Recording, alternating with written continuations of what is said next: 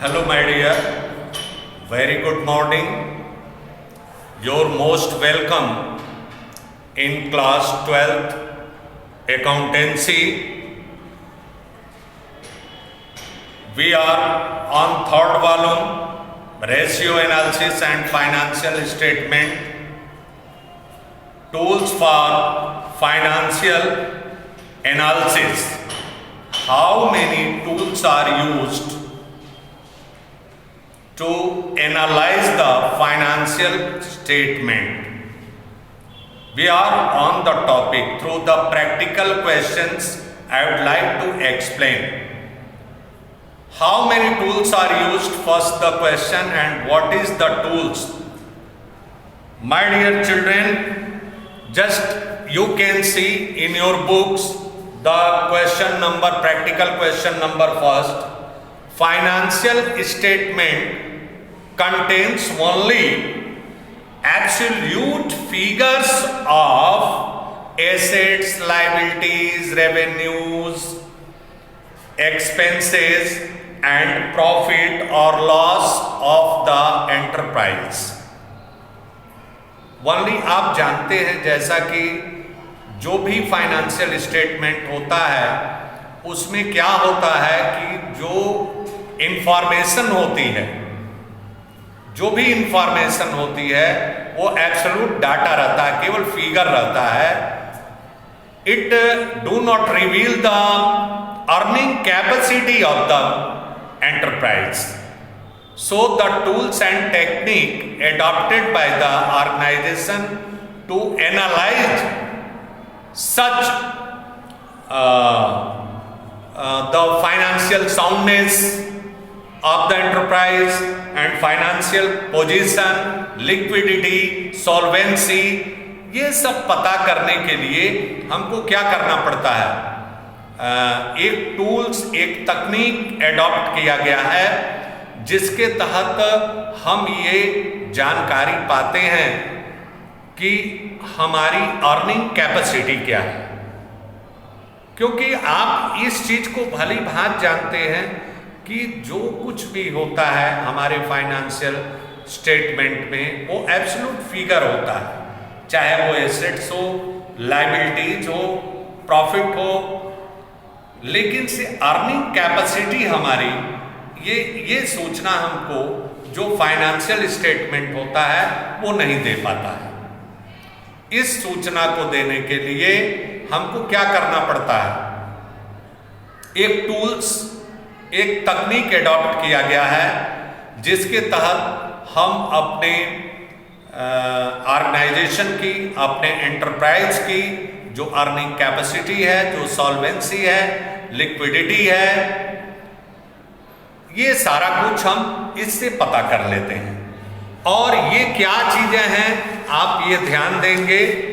सबसे जो tools adopt किए गए हैं वो टूल्स होते हैं, सबसे पहला होता है एक कंपैरेटिव स्टेटमेंट, जिसके विषय में हम आपको बताएंगे.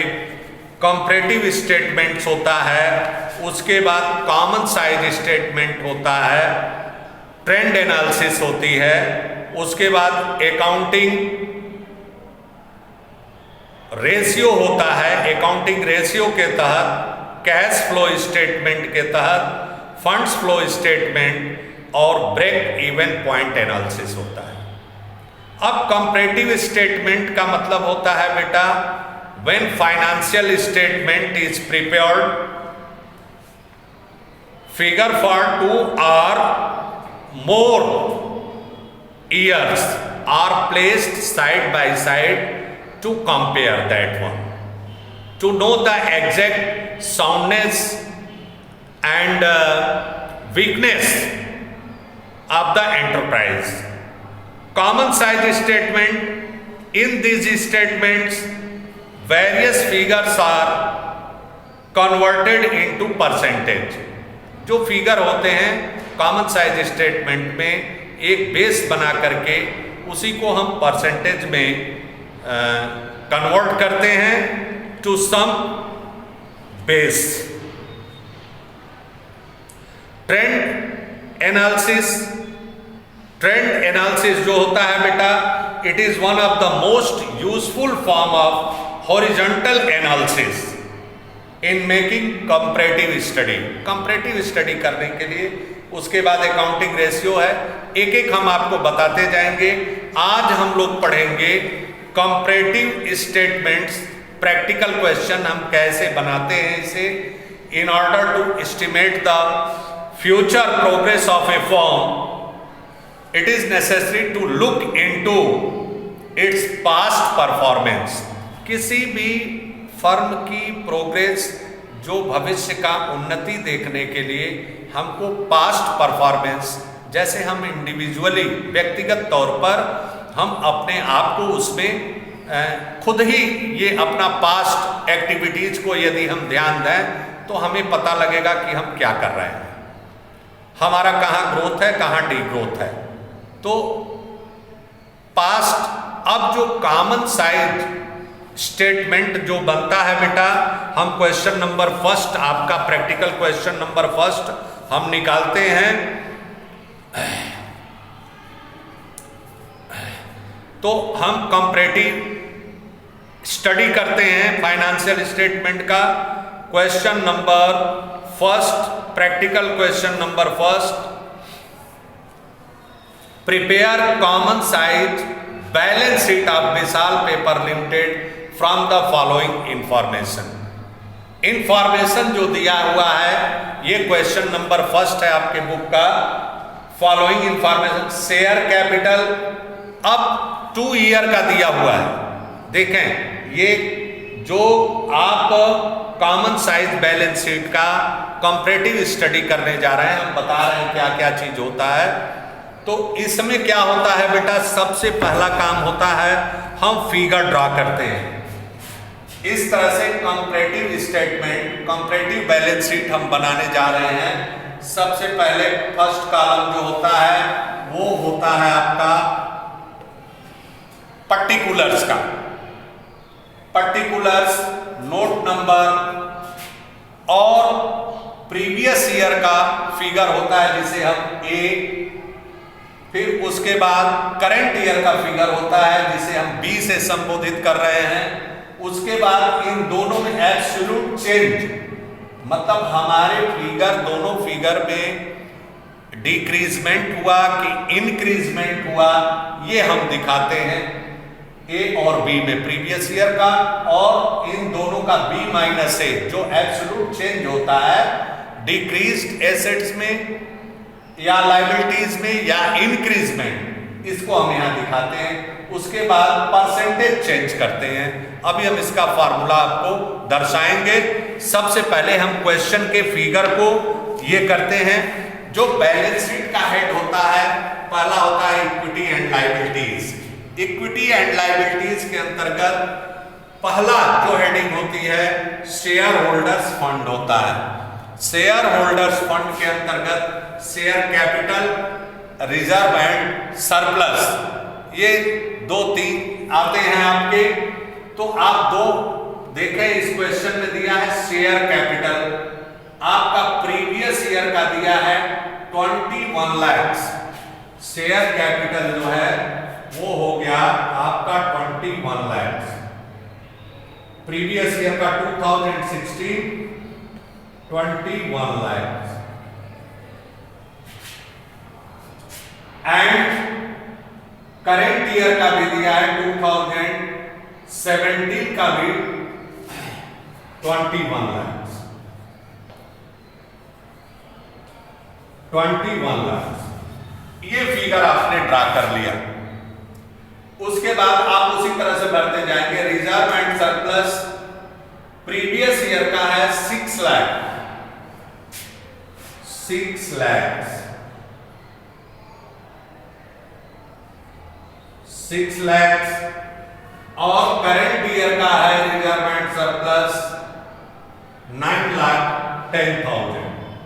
9,10,000 आप भरते चले गए, मतलब ये फिगर आप भरते चले जाएंगे।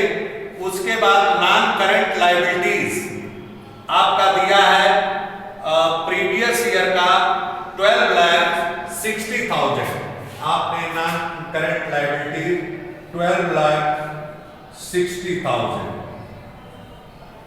उसके बाद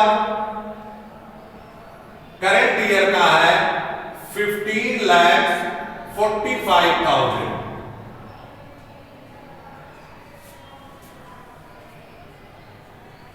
share capital non current liabilities का, सॉरी नॉन करंट लायबिलिटीज का आप देखेंगे फिगर जो दिया गया है वो है बेटा प्रीवियस ईयर का 20,40,000, सॉरी 20,40,000, 20,40,000। और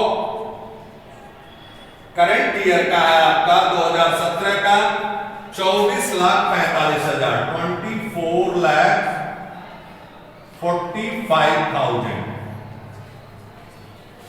24,45,000।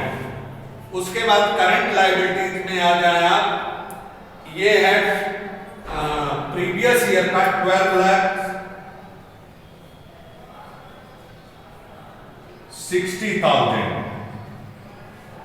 12,60,000 एंड करंट ईयर का है आपका 15,45,000, 15,45,000। ये देखिए चार फिगर का है, हम इसका एब्सोल्यूट चेंज कर रहे हैं। आप बेस ईयर जो है प्रीवियस ईयर को बनाया जाता है। बेस ईयर किसको बनाया जाता है? प्रीवियस ईयर का। एब्सोल्यूट चेंज आप देख रहे हैं कि B माइनस A, मतलब करंट ईयर में से जो प्रीवियस ईयर का फिगर है उस डाटा को माइनस करते हैं। Current year minus previous year, B minus A, B minus A करेंगे आपको पता लगेगा। B माइनस A में 21 लाख माइनस 21 लाख, कोई चेंजिंग नहीं है, एब्सोल्यूट चेंज कुछ नहीं है, परसेंटेज चेंज कुछ नहीं है, ऐसे आपने रेशियो कर दिया। अब आप देखेंगे करंट ईयर का 9,10,000 है। बी क्या चीज है ये आपका? Reserve and surplus. 9,10,000 minus 9,10,000 minus 6 lakh previous year का है। मतलब आप देख रहे हैं, यहां पर देखेंगे, बड़े ध्यान से सीखिएगा कि करंट ईयर में रिजर्व एंड सरप्लस हमारा इंक्रीज हो रहा है, इंक्रीज हो रहा है। तो इंक्रीज कितने से हो रहा है? एब्सोल्यूट चेंज कितने से हो रहा है? जो हमारा सी वाला कॉलम है वो 9,10,000 में से 6 लाख माइनस किया हमने तो 3 लाख। बहुत आसान होता है ये, 3 लाख रुपए। अब आइए आपका नॉन करंट लायबिलिटीज को देखते हैं। करंट ईयर का आपका 24,45,000 है और 20,40,000 है, तो इसे माइनस करें। 24,45,000 माइनस 20,40,000। अब आ गया आपका 0,0,0,5,0,4, 4,05,000, 4,05,000। ये एब्सोल्यूट चेंज हो गया। उसके बाद आप देखेंगे 15,45,000 करंट लायबिलिटीज में परिवर्तन। 15,45,000 करंट ईयर का आपका करंट लायबिलिटीज है और प्रीवियस ईयर का 12,60,000। तो इसमें कितना चेंजिंग हुआ? लायबिलिटीज भी इंक्रीज कर रहा है हमारा, तो आप माइनस कर लेंगे 15,45,000 minus 12,60,000, 12,60,000। 60,000 0 0 0 5 8 14 minus 4 carry 1 14 minus 6 is equal to 8 and 4 minus 2 2,85,000 2,85,000। अब इन सबों का टोटल कर दीजिए। टोटल का कॉलम 0 0 0 0 4 वाला भी 0 ही है। अब उसके बाद 6 4 5 वाले पर आ गए हम 5 डिजिट पर 6 4 0 6 1 7 2 9 1 10 को 0 2 2 4 1 5 1 6 60 lakhs आपका प्रीवियस ईयर का हो गया। और आप आ जाएं इसको ऐड कर लें 0 0 0 5 5 10 0 5 5 10 को 0 4 4 8 1 9 1 10 को 0 9 1 10 5 15 4 19 1 20 को 0 2 4 1 5 1 60 lakhs।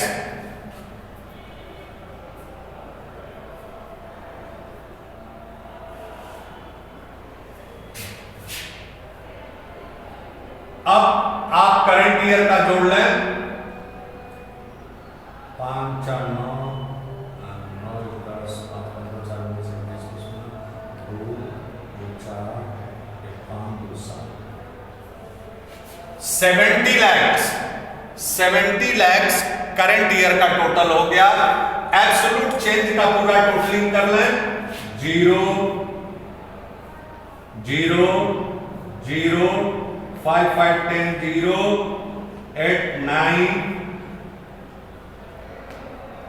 9 9,90,000।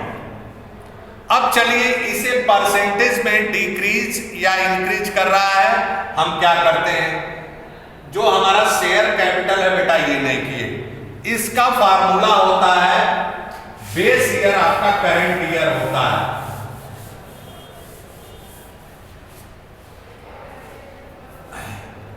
मीन्स सी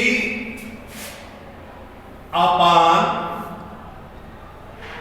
ए इंटू 100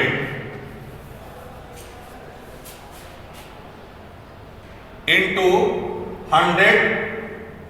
आप देख रहे हैं कि 100% ये परिवर्तन है इसमें। ये हो गया आपका 100% शेयर कैपिटल 21 लाख है 21 लाख 100% आपका ये है। सी कुछ नहीं है तो कुछ नहीं है परसेंटेज चेंजिंग। आप देखेंगे कि अगर जो सी को हम देखते हैं तो क्या है 0 0 0 अपॉन 21 इंटू 100 0। तो ये कुछ नहीं है, ये नील हो गया आपका। अब आइए reserve and surplus. Absolute change 3 lakh का है। सी देखें तो 3 लाख अपॉन 6 लाख इंटू 100। आप कैंसिल कर दें 0 3 2 6 to 50%. Means this one is the data percentage increasing 50%. Reserve and surplus increasing 50%. Comparative study मतलब आप पिछले साल की अपेक्षा हमारा रिजर्व एंड सरप्लस 50% इंक्रीज हुआ है। अब 4,05,000 इसी तरह से आप निकालते चले जाएंगे। कितना आसान है देखें। कंपैरेटिव स्टडी करने के लिए 4,05,000 अपॉन 20,40,000 20,40,000 इंटू 100। आप 30 से 30 कैंसिल हो गया, 10 से 10 कैंसिल हो गया। अब इसे छोटा करते चले जाइए, 2 10 2 102 2 5 जा 10। अब उसके बाद 4 टाइम आप इससे मल्टीप्लाई कर दें, 5 5 जा 25, 5 4 जा 20, इसे डिवाइड कर दें 102 से।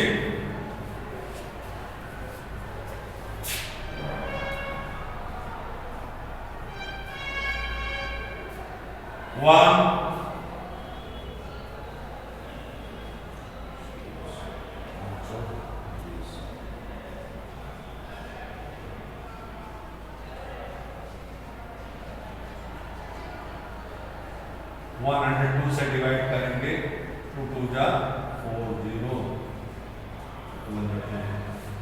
1 टाइम 102 0 0 100 1000 5 102 9 टाइम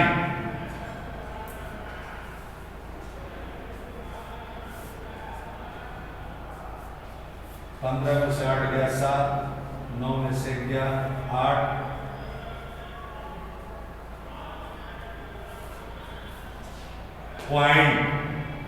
0 10 8 टाइम 8 दूनी 16। अब आ जाएंगे 10 में से 6 गया 4 और 7 में से